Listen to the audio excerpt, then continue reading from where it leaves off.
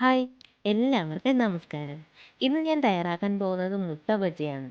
എങ്ങനെയാണെന്ന് നമുക്ക് വീഡിയോ കണ്ടു നോക്കാം.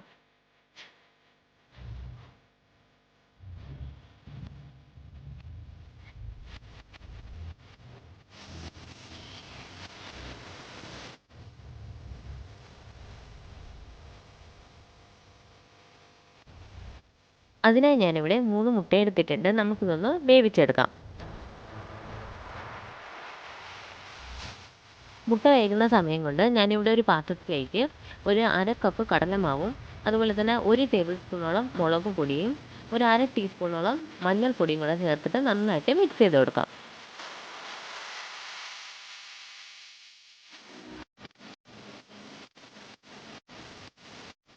ഇനി ഇതിലേക്ക് ഒരു 1/4 ടീസ്പൂൺ കായപ്പൊടിയും അതുപോലെ തന്നെ ആവശ്യത്തിന് ഉപ്പ് കൂടെ ചേർത്ത് കൊടുക്കാം.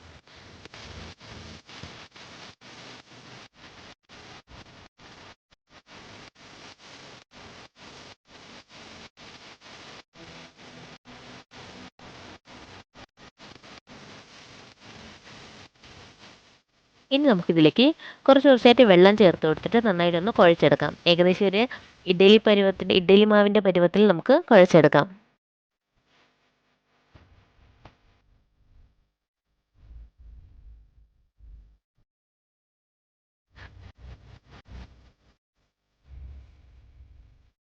മാവ് ഇവിടെ റെഡി ആയിട്ടുണ്ട്. ഇനി നമുക്ക് വേവിച്ച് വെച്ചിട്ടുള്ള മുട്ട രണ്ടായിട്ടൊന്ന് കട്ട് ചെയ്തെടുക്കണം.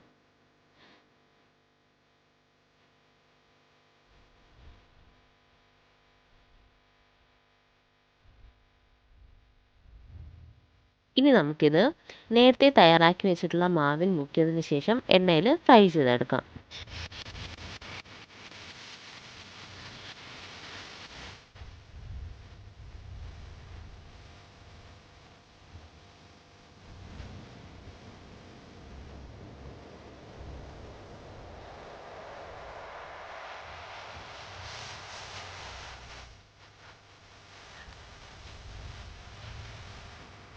നമ്മുടെ മുട്ട ബജി ഇവിടെ റെഡി ആയിട്ടുണ്ട്. വളരെ സിമ്പിളാണ്. എല്ലാവരും ഒന്ന് ട്രൈ ചെയ്ത് നോക്കോളൂ. ഓക്കെ,